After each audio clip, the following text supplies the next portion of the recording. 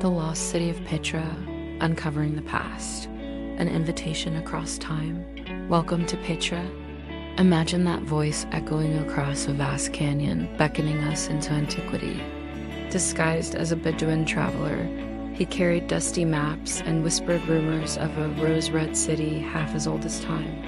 After days of desert wandering, he reached the mouth of a narrow gorge called the Sick.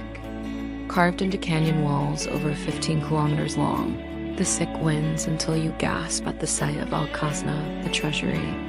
Its ornate facade is suddenly towering above you.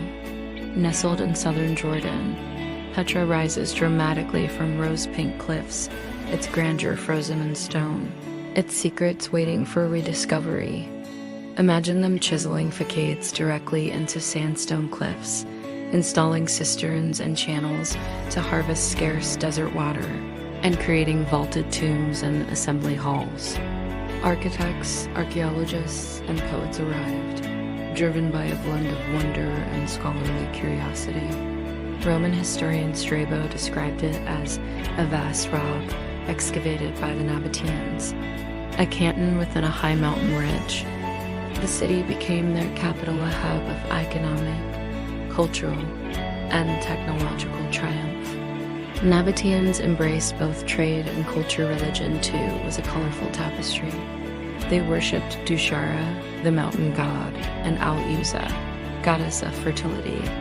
Temples were carved from rock, both inside and out. The painted murals in Kupta show vibrant offerings and perhaps ritual banquets, now faded but still whispering of celebrations held within stone chambers.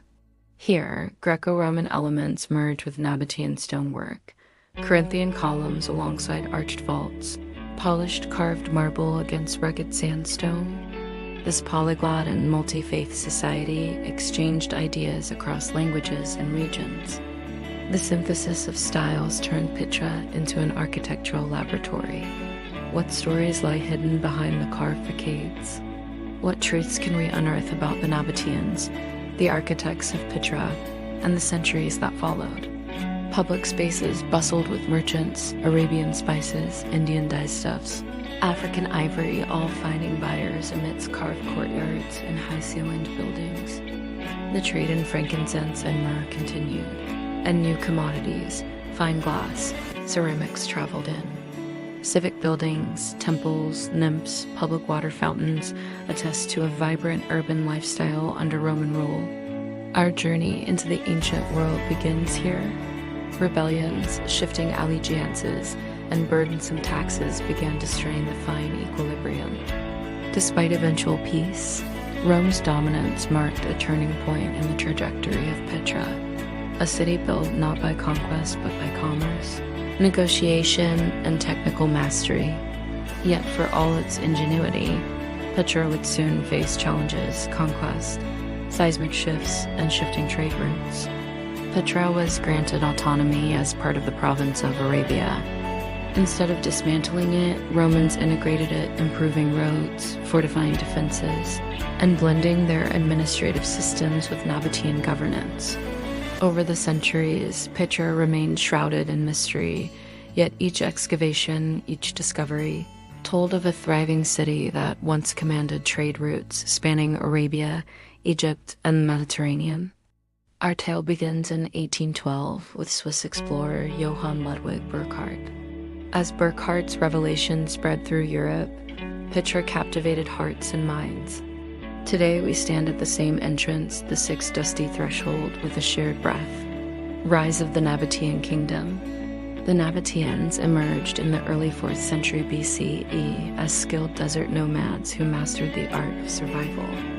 They controlled key trade routes, silk, spices, incense, and precious metals, all traveling across the Arabian desert to the Mediterranean.